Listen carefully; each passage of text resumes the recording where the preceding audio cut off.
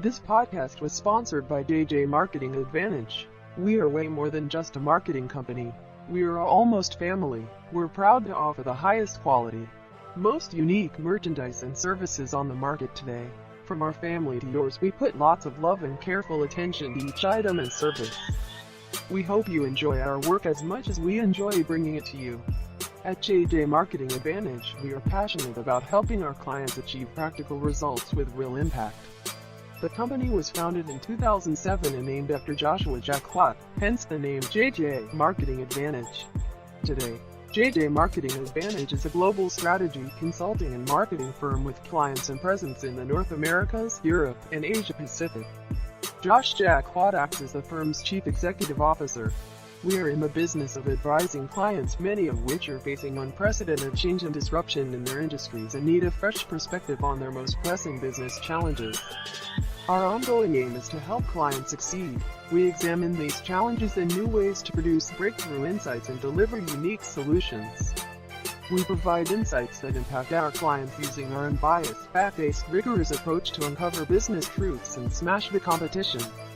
Whether it's a global pharmaceutical company evaluating its strategy to develop new cures for diseases, an airline seeking new revenue sources in a challenging deregulated industry, or a global footwear company repositioning its brands, our clients rely on JJ Marketing Advantage to help them meet their toughest challenges and take advantage of their biggest opportunities. Our deep industry expertise, analytical rigor, and the knowledge that it takes to turn insights into action are the hallmarks of our approach. We are both analytical and creative. We communicate, design, develop, and publish to influence, experience, move, and inspire. We understand that there's more to marketing than making you look good. We go to work every day to help grow your business. We are that strategic partner. You're experts in everything digital, brand, and marketing. We can be reached at www.jjmarketingadvantage.com or give us a call at 1-877-322-JJMA. That was 1-877-322-5562. We are located at 895 Don Mills Road, Suite 900, Toronto, Ontario M3CU1W3 Canada. This podcast has been powered by www.kickthemedia.com. That was www.kickthemedia.com. You can find us on all major podcast platforms, including Spotify, Apple Podcast, Google Podcast, and many more. Kick the Media was established in early 2016. It was found under the grounds to entertain other people around the world. Kick the Media was registered officially as a business in late October 2018. Our goal is to provide local Southwestern Ontario news with the opinion of everyday people. We have also had an interest in the food scene in the HYQG area and will eventually expand to other places. We also love to have special guests on our show to see how they made it from start to the place they are at today. If you have not had a chance to listen, here is, and let us know what you think.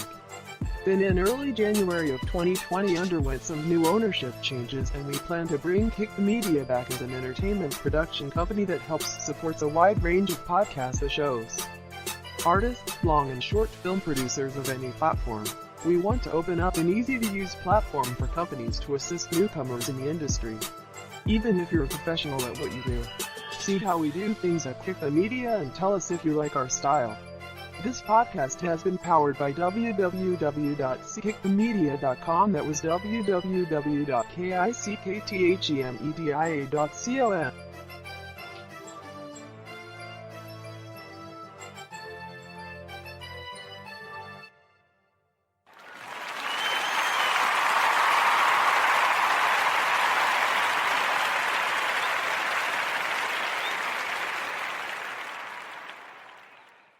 Welcome everybody to another episode of Who Is That? Powered by Kick the Media. My name is Josh and I will be your host today. We do have a very special guest to be interviewed on our show today. I came across him during one of the community groups on Facebook, and I decided to interview somebody else who does podcasts as well too. He runs a podcast called Suburban Folks. His name is Greg, and I'll let him introduce himself from here. Would you like to introduce yourself, Greg? Yeah, absolutely. And thanks, Josh, for inviting me to be on the show. I'm excited to go through all things podcasts. So I came into podcasting in August of 2019. So coming up on a year. I named the show Suburban Folk really because when I first started listening to podcasts, I was looking for parenting shows, and I came along a lot of mother oriented shows and not that many father ones. Not to say that they're not out there. Apparently I was just really bad at searching for other shows. So that was my first idea, is to do parenting and see what kind of tips and tricks are out there. And then I said, A, why stop there? And B, why only make it towards dads? Let's have it be a bigger conversation for mothers, fathers, and so on. And I also really like to talk about personal finance. I'm also really into travel. So I figured, okay, all things for suburbia, which is where I live. And also I made sure to put that suburban piece in there because a lot of people think cookie cutter, right? So it's sort of my way of trying to argue that, hey, people that just because they live out in the suburbs that is supposed to be boring and so on, we're not that boring. We've got stuff going on. And then the idea, of course, is for me to learn things that are going on, like parenting. For anybody that's got kids knows that there's always things that you can be doing better and you're always second guessing yourself. So it's nice to have a community there. But in the world of like personal finance or health as well, I'm a pretty avid runner. I want to be able to put out my experiences and my advice to people to help out where I can. Awesome. And now, so you did mention, like you are a father or a parent, of course. And, you have this little podcast thing that you've got going on for the last year or so, or maybe longer. And you also work full time as well, too, right? So you're a very, very busy person, it seems like. Yeah, I do a whole lot of different things. So my day job is in healthcare, specifically health insurance, and even drilling down further than that in government programs. So that'd be Medicare, Medicaid, really on the data side. My journey there, I like to compare to, for anybody that's into side hustles, gig economy, using that same mindset in your day job. Because when I came out of school, well, I was a communications major, which I also joke I had to start a podcast because I've basically never used my bachelor's degree for anything because I went right into the business world. So, hey, at least now I can say I'm using it for something like the audio and video piece of it. So I very quickly got my MBA, actually was able to have the company I was working for pay for it, which was nice. That's something I would recommend anybody to look at for the companies they're with, of what kind of reimbursements do they have if you're going for a postgraduate degree. Figured I was going to stay in the business world, so probably could use that, but was not technical at all. I was straight operations. So gradually I started to learn things like SQL, or even how to use Excel, formulas, pivot tables, all that kind of stuff to more fully automate my job. And the jobs that I got were more and more technical. And for those that may not be aware, in that world, the more technical your skills, quite frankly, the higher the pay range happens to be. Now, obviously, make sure it's something you want to do. Don't go do something you hate just because of that part of it. However, if from your own personal finance standpoint and your career journey, I would definitely say that building on your skills and then being able to capitalize them is certainly something to be aware of. And the reason I compare that to side hustles is the same thing, right? Go through and see what kind of skills you have, figure out which ones of them are marketable and ultimately monetizable, and then see what you can do with them. Some examples that I've done, I've played guitar for years and years. And so when I was moving to town for my day job, I started teaching guitar lessons if I didn't have anything going on for a particular evening. When I moved from one place to another, I also rented out my house and figured out how to be a landlord and do all those kind of things. I did soccer refereeing for some extra income. And my favorite story is I got to the point where I was scouring Craigslist for like any gigs. And for anybody that's aware of that, that's the Wild West, right? I don't even know if they still have those kind of message boards out there on Craigslist, but somebody was doing children's birthday parties where they wanted characters. So I'm like, I can do that. And as you can imagine, you get more ladies that are willing to do that than guys. So I'm like, this is great. I'm going to have no competition. So I did that only for a party because they ended up moving out of town and the business going away. But yeah, I dressed up as a Disney character even for some extra cash on hand. So that all keeps me very, very busy, and continuing that trend even into today. the world of day job and skills as well as side hustles. I've got some consulting work in different industries that I've been looking at and doing. And that with parenting keeps my days very busy. Now, so a question I'm going to ask you is, what do you wish you had known now about your podcast that you wish you've known now when you started out? Probably social media. I am an old millennial, so I feel like the years always change a little bit. So I'm just barely in that grouping. So was even late to Facebook, I feel like. And, depending on who you ask, Facebook is for old people at this point too. Knew nothing about Instagram, knew nothing about Twitter even really. And put it this way, my first video on TikTok was a video about retirement. And you can imagine how much people that are on TikTok care about their retirement. So that's where I probably have the most to learn, is just marketing my podcast via those avenues and having information that people want to know about. Another example of Instagram, I didn't realize until I signed up that you had to have a picture or a video to go with your posts. I thought it was more like a Facebook where you can just write words, or Twitter. And I'm like, well, I started a podcast because I want audio. I don't want to deal with the visual things. So what am I doing here? But then, of course, gradually I've learned how to do audiograms and other kind of tips and things like that from my videos from there. But yeah, that's been a slow start for me. Awesome. Now, if you don't mind me asking, how old are you? I am 37. Not that old. I mean, like, I agree with you. I mean, I'm only 28, and even I feel old when it comes to social media with Twitter and all that. I remember still when there was ICQ. Yeah. Yeah, it just definitely depends who you ask. I feel like in this particular age range, because there are certainly people my age that have been on Instagram for quite a while. I think the other part of it is the fact that I work in the operations side of business. For example, my friends that are in marketing, who they have to be up on social media and what they have to do. They've had these accounts and so on for a really long time. I just haven't really had to deal with it as much. So yeah, only as old as you feel, but I guess in that world, I'm considered old. No, I wouldn't say that old. Now, so obviously you mentioned earlier in the podcast, you started this because there wasn't enough father podcasts. Is that still the reason why the project kind of began, or the reason why you started the podcast? Another reason, and I imagine this is similar for many other folks, is really even staying connected to friends and family. My original idea was to have a rotation of like 4 or 5 of my friends and family to be co-hosts, mainly because that's probably the only amount of commitment I could have gotten from them. And I'm not one to just talk to myself in podcast form. So I figured, hey, that'd be a cool way for us to take a topic, really do a deep dive that maybe you're not even doing when you have all of your family together, or you're just having a drink or something like that. So 2 birds with 1 stone from that standpoint. And we would even do some entertainment episodes. For example, my brother's a big Star Wars fan. So when the episode 9 came out, we did this all things Star Wars. And the thing that kicked off my podcast, actually, when I was thinking about it, was the metal band Tool.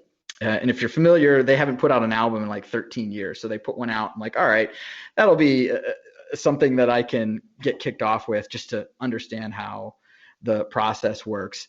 Since then, I've changed the format in that I've had a lot of people interested to come on the show, just like we're doing right now, and meeting people from not only all over the US, but from all over the world has been terrific. Like I mentioned, I'm a big travel fan, and for anybody that is into travel, that is one of the topics that we cover. And from there, I've had people on so far from Denmark, Slovenia, somebody that's in the US, but I think she's originally from Ghana. And just getting those contacts has been terrific. And for those that are not in the world, when you finish the show, you have usually a little bit of a chat, or of course you're connecting through email. And hey, when I go to Europe next, I might have found somebody that I can sit down and have coffee with and actually meet in person. Now, we'll see what happens with the current lockdowns, right? But someday we'll be able to do something like that. And again, for travel, I'm the type that I'm really skeptical of tours that are prepackaged and you're just going where all the tourists are going. And hey, having contacts with people that live in those areas, they can tell you where the locals go or things that you aren't necessarily going to get elsewhere. So that's something that I didn't expect when I first started the podcast, but I've valued that probably as much as anything else as I've continued on the process. Awesome. Now, so with you being you, what's something people seem to, misunderstand about you? Ooh, that's a really good question. Maybe just because it's top of mind right now, kind of going back to me learning things from my podcast as compared to me teaching things on the podcast. Really, like I said, I started it to learn things for myself and was really hitting topics that I wanted to continue to grow with. But the more I've had guests on and the more that I've talked to people from other shows, I realize my story is something that can help guide people and help them, especially again with finance, because I tend to be more educated, I guess, on investments, and I'm a very aggressive saver in what I do there. So that's the thing that I think I'm trying to shift, at least for anybody that's listening to the shows. Of course, I am being very inquisitive, like I should be, about the subject matter expert that comes on, but also that I can speak to a lot of these topics myself with my own experience. Other than that, gosh, I hope that I'm approachable. One of the things that I've been really happy to hear as feedback for the show is that people appreciate my logic in the questions that I ask. For the most part, I've been told that I'm pretty thorough, because that's also, at the end of the day, something else, going back to the marketing, that I didn't realize at first, but is certainly true, is people are going to tune into your show, yes, for the information, but because they want to know about you. And I've definitely been slow to accepting that fact. So yeah, just shedding light on who I am, what my perspectives are, what I bring to the table. And so if people like me, trust me, of course, is a big one when we're talking about self-help, essentially, are the categories that I'm getting into, then they'll come along with me into the journey of personal finance. A lot of people don't want to deal with it. They have their eyes glaze over, but I'm trying to make it accessible. And if they agree with me, maybe they're more into health, maybe that's what they were drawn into, and they say, oh, okay, this guy has a pretty logical way of going through things and is very disciplined with it, so maybe I'll give him a shot on the financial side and something that I can work on. Or again, vice versa. I really also try to preach work-life balance. One of the quotes I use a lot with people that'll say, oh, I'm having heart palpitations or this other kind of stress at work. I'm like, you could not find a better definition of something not being worth it than your job or your life literally risking your health. So again, just kind of bringing people into maybe some of those categories that they weren't necessarily that interested in, but because they can relate to the way that I'm presenting the topics, they come along for the ride. Exactly. Now, I had a chance, to listen to a couple of your podcasts. I haven't listened to all of them. Yeah. But I noticed that going on to your website page here, you have a couple different tabs here, from travel all the way to entertainment, to finance, to health and fitness, home improvement, and parenting.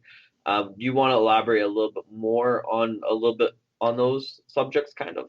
Yeah, sure. And actually, kicking right off this theme I was just mentioning, the reason I have the website set up that way, and if anybody finds me on Twitter, Instagram, so on, the reason why I direct you to the website is for what I just mentioned. If you're into health and you happen to hear a health episode, well, you can go to the website and you can click health and you'll get just those episodes. If you're just into personal finance, you can click finance, budget, and you'll get those specific episodes. So if you do get sort of overwhelmed by the range of topics, or just not interested, of course, in some of those other topics, I'll pick on the Star Wars episode. Even though I think everybody loves Star Wars, maybe you're not interested in the entertainment section, you can go right to those categories. But then also, they're all mixed in that you can get to each. As far as the topics themselves, going back to suburban life in general, I'm trying to pick topics that every single person will have to deal with in some capacity or another. Just kind of going left to right, finances. I mean, you don't have to be in suburbia, obviously, to have to deal with personal finances. Everybody does, but with a little bit of a focus on home buying, budgeting, so on and so forth. A little bit of a slant for suburbanites, but again, everybody has to deal with it.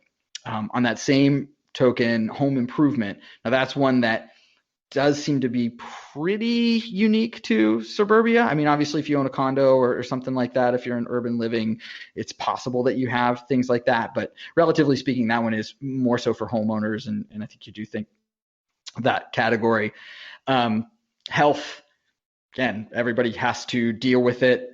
I definitely come at that one from make it as simple as possible. I think that world can get unduly complicated very quickly when you talk about all the crazy fad diets. My favorite one to point to is sugar seems like the new devil at the moment from what I can understand. And every one of these episodes tells me why it's bad, which they've sold me. I get it. But maybe it's just me and my attention span or something. I never hear the very simplistic recommendation of what I can do to bring all of my sugar down. Like, when they say, oh, the bread you buy has got all this added sugar. Oh, this thing's got all this added sugar. It's like, okay, well then just tell me the exact thing to buy at the grocery store so I have it ready to go. But at any rate, health, of course, is something that people have to do. The only one really that I focus on, I feel like that is not a requirement, is travel. And I did definitely insert that because my opinion is that travel is very important. I think that you're more likely to have buyer's remorse from buying stuff than you are from purchasing experiences. And to me, travel is sort of the ultimate for experiences. So that's why I hit that topic in general, because I think that really people should be doing it. But everything else is pretty universal. Oh, and parenting, of course, I didn't even mention. Also, of course, you don't have to have kids to live in suburbia, but a lot of people do. So I really like to bring on experts in whether it's child therapists. We just did one on homeschooling, which of course was very timely as kids are not able to go to school right now. And like it or not, parents are having to homeschool whether they planned on it or not. But again, for the suburban life, more often than not, families are dealing with these topics. Yeah, and there's something I did want to touch on. I wanted to ask earlier, but I got sidetracked. Is with the coronavirus and the COVID-19 currently going on with travel, right? What's your opinion about all this? Do you see traveling to go back to once it was, or do you think, like news experts are saying, there's going to be a new norm? That is a great question. I think that it will be at least a little bit different. I'm not sure that it will all be exactly the same. I think at least in the foreseeable future, let's start with flights. That's kind of an easy one, that I think there's going to be less of them. I think that both the environmental emphasis that's put on less flights, because of course we've been hearing early on, wow, there's new marine life swimming in Venice. I think Los Angeles, they've said, wow, the smog's lifted after so many cars not going. So that's not going to go away, because obviously the environmental stuff is important and was even a concern before all this has occurred. And I think that's going to stick. So less flights, which means economically higher costs. So I do think travel is probably going to be more expensive for certainly the foreseeable future, if not forever, because supply and demand. I do also think that there's going to be a change in how you go and travel. So going back to even what I mentioned with tour buses or other herds of people that are going from one place to another, I think it may become more popular to do, not necessarily like hiking, but doing it on your own, more of a DIY. And I'm actually really happy to see that, because I think that's how you're going to more genuinely be able to discover a certain culture and not just see a watered down version of it. Let's hit one of the real taboo ones, cruise ships, right? And I will admit, so my kids are age 3 and 5. And because I like to travel as much as I do, one of the easiest ways to do that with little kids are cruises, because you only have to get on the boat. You're not dealing with the car seats, you're not doing the extra travel, all that kind of stuff, but you still get to see something new when you do it. But again, obviously there's always been the environmental concerns that you hear with cruise ships, and then even after the fact, health, obviously, but then even what the debate of what it's doing to the economies of the areas that they stop in are all going to be things that have to be addressed. So I could see more limited capacity coming from cruises, at least in the foreseeable future. Again, for that same reason, you've got thousands and thousands of people just right on top of each other. That until there's certain measures that are in place, those are going to be halted, I think, quite a bit. But I don't necessarily see that as a bad thing. And then I guess the final thought is, as far as like masks and things like that, I think that we may adopt that more and more in places like the airports and stuff like that. Probably won't persist in our day-to-day life like it is right now. If you go to Target, Walmart, wherever, and you absolutely need to have a mask on, I think that will subside to some point. But I think it'll cross Americans' minds, at least, because some cultures already do it anyway, is a standard thing. But hey, I'm going to the airport. You know what? Let's make sure I have more hand sanitizer. Let's make sure that I'm not touching my face, that I have masks on. And in my opinion, if that's all we have to worry about to be able to get back to travel, I say let's do it. Exactly. And that's just the thing, as long as people are doing their due diligence and trying to prevent the spread of it, right? Like, I don't see a problem with traveling. There's a lot of countries in the world that basically extinguished the coronavirus. I mean, I think New Zealand had one case that just reactivated, if I'm not mistaken.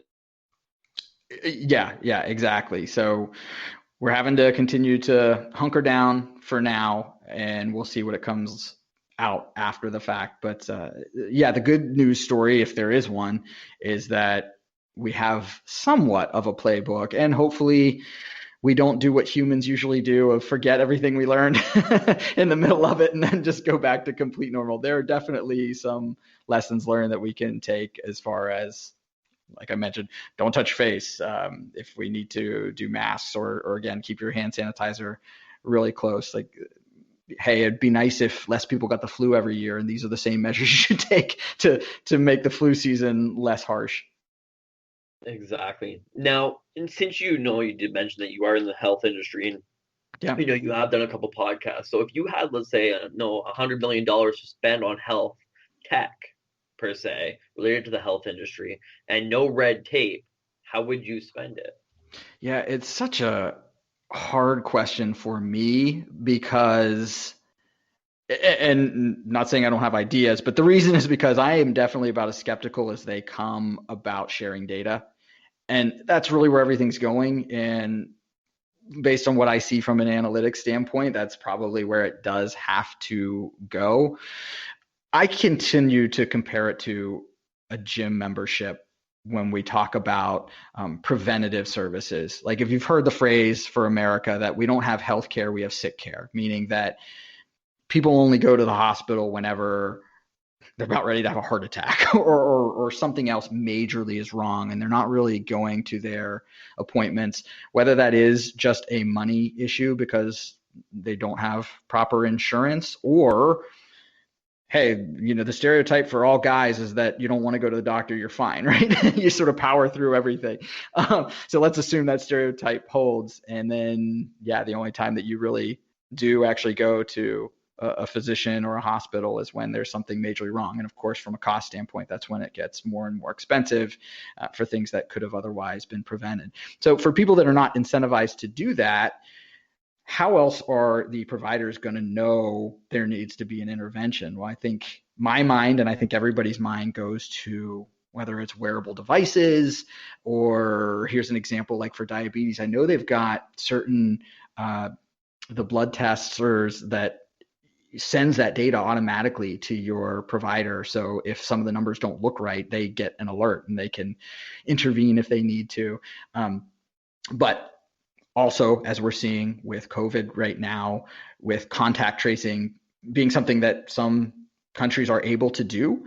They, as I understand it, have always had more government oversight than what the US does. So, of course, we hear the conversations of for the US to do contact tracing would definitely take some additional steps and some additional data sharing that I guess just to give an example of where my head goes for that kind of stuff, I even raise an eyebrow when you see the cell phone charts showing where people have moved. And I know they say, oh, well, there's no personal data that's going along with this. It is just the move.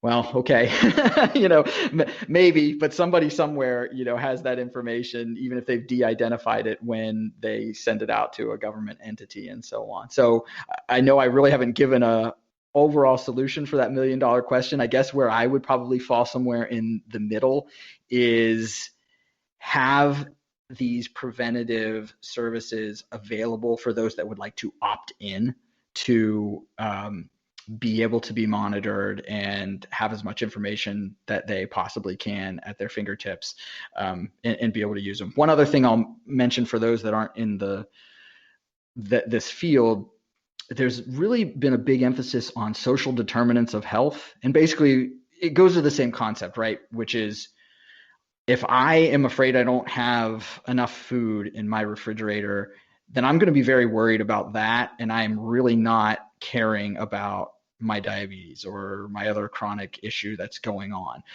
So the idea is, with that example, make sure they know where the local food bank is or that they're taking advantage of the community services that are available so that once they have that hurdle cleared, then maybe they will have more line of sight to their health in general because they don't have as many other things to worry about. So that's actually happening now that companies are trying to get those dots connected to relieve one barrier so that people can get to their preventative health and so on. Another one even is transportation, kind of goes the same way for social determinants. If I don't have a reliable mode of transportation, obviously I'm not going to see the doctor. So whether that's paying for bus tickets, whether that's working with something like Uber, there are even dedicated transportation companies trying to get people to those appointments, removing as many friction points as you possibly can between the provider and the patients. That's definitely a very good way, medical care, something even with me from a personal experience, and I've always continued to say, I've recently become a big health fanatic, is the easy way to put it, because I have a whole bunch of health issues. And something that I've come to terminology with is, you can't buy health. I don't care who you are. You can be the Rockefellers. You can't buy health. Yeah. And it's kind of a sad reality, but again, if we're looking for silver linings with COVID, I think that probably is what crossed everybody's mind to begin with, is this one can hit any and everybody, regardless of how rich or poor you are. So people are starting to realize, yeah, I am vulnerable when it comes to health one way or the other. So take care of yourself. And as they say too, you can't buy back time. Now, something else that I also emphasize on the show, linking personal finances to health, is I don't really talk about what's fair and what's not fair from universal health care and that whole debate. I really just say, here's what's available, and here's some ways that you can make the most out of whatever your coverage is. So for example, I did a show about flexible spending accounts and health savings accounts, other avenues like that people might have available. Here's one that I even just used. If you have a high deductible and you need to go get a prescription, there's something like GoodRx that may actually have cheaper rates than what your insurance does. So I at least try to do that part of it as well, kind of getting finances together with health, being as financially savvy as you can, but hopefully removing barriers that you're not sacrificing your health because of your financial situation. Exactly. Now, with all the questions that I have asked you, since we are almost coming to the end here, what should I have asked you that I didn't know enough to ask? Do you mean about the podcast or just in general? In podcasts, about you in general. Well, sticking with the age thing, maybe as far as millennials are concerned, and why I think that my journey is worth people looking at, I don't want to say to use as a model, but maybe to spark some ideas for what you can do to manage your own finances. I definitely agree that millennials have had a tough time from the 2008 financial crisis to what we're seeing right now as we speak. There's a bit of a V-shaped recovery, but I'm not sold that it's going to stay at a V, depending on what happens economically. So, we've really been hit in the first decade coming out of school, and then now it seems like a decade into careers.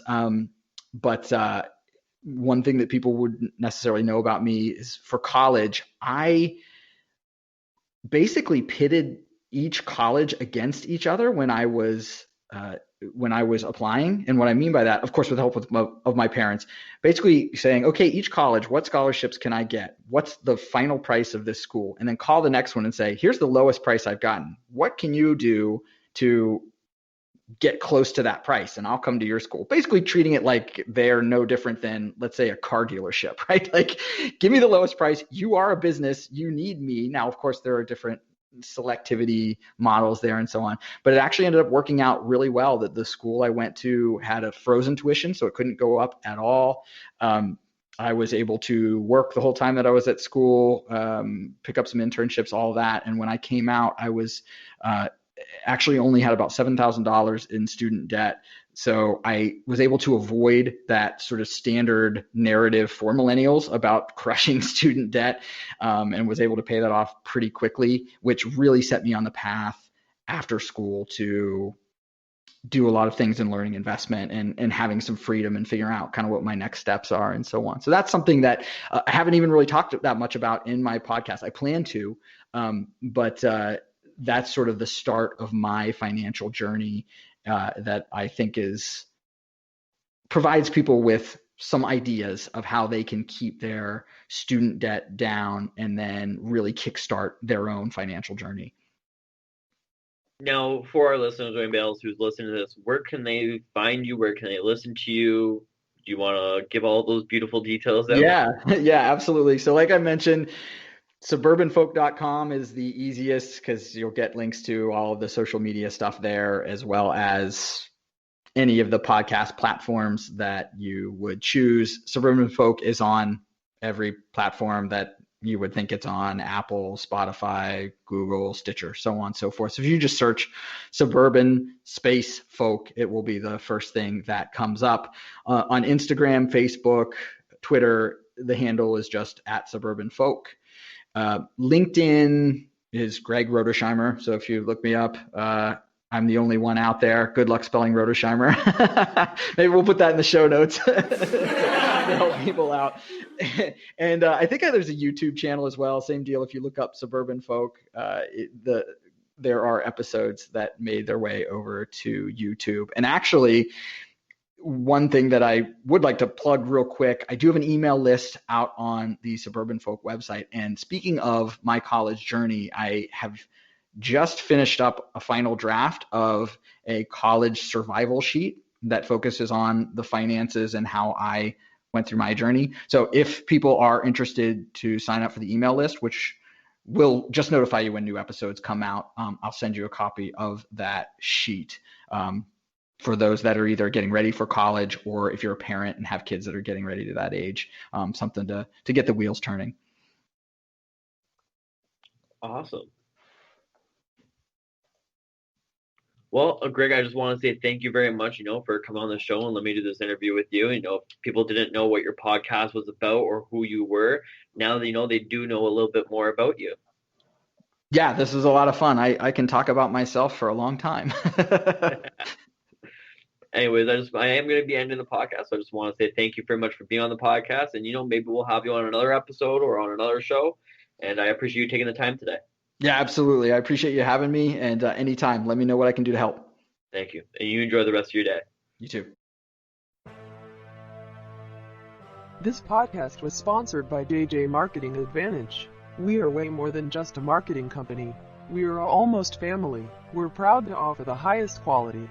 Most unique merchandise and services on the market today. From our family to yours, we put lots of love and careful attention to each item and service. We hope you enjoy our work as much as we enjoy bringing it to you. At JJ Marketing Advantage, we are passionate about helping our clients achieve practical results with real impact. The company was founded in 2007 and named after Joshua Jack Watt, hence the name JJ Marketing Advantage. Today, JJ Marketing Advantage is a global strategy consulting and marketing firm with clients and presence in the North Americas, Europe, and Asia Pacific. Josh Jack Watt acts as the firm's Chief Executive Officer.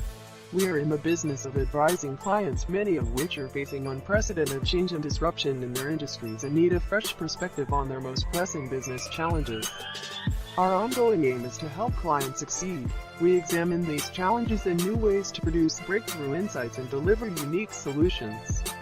We provide insights that impact our clients using our unbiased, fact-based, rigorous approach to uncover business truths and smash the competition. Whether it's a global pharmaceutical company evaluating its strategy to develop new cures for diseases, an airline seeking new revenue sources in a challenging deregulated industry, or a global footwear company repositioning its brands, our clients rely on JJ Marketing Advantage to help them meet their toughest challenges and take advantage of their biggest opportunities. Our deep industry expertise, analytical rigor, and the knowledge that it takes to turn insights into action are the hallmarks of our approach. We are both analytical and creative. We communicate, design, develop, and publish to influence, experience, move, and inspire. We understand that there's more to marketing than making you look good. We go to work every day to help grow your business. We are that strategic partner. You're experts in everything digital, brand, and marketing. We can be reached at www.jjmarketingadvantage.com or give us a call at 1-877-322-JJMA. That was 1-877-322-5562. We are located at 895 Don Mills Road, Suite 900, Toronto, Ontario M3CU1W3 Canada. This podcast has been powered by www.kickthemedia.com. That was www.kickthemedia.com. You can find us on all major podcast platforms, including Spotify, Apple Podcast, Google Podcast, and many more. Kick the Media was established in early 2016. It was found under the grounds to entertain other people around the world. Kick the Media was registered officially as a business in late October 2018. Our goal is to provide local Southwestern Ontario news with the opinion of everyday people. We have also had an interest in the food scene in the Huge area and will eventually expand to other places. We also love to have special guests on our show to see how they made it from start to the place they are at today. If you have not had a chance to listen, hear us, and let us know what you think.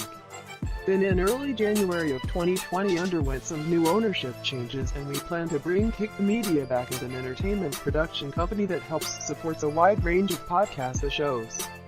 Artists, long and short film producers of any platform. We want to open up an easy-to-use platform for companies to assist newcomers in the industry. Even if you're a professional at what you do. See how we do things at Kick the Media and tell us if you like our style. This podcast has been powered by www.kickthemedia.com. That was www.kickthemedia.com.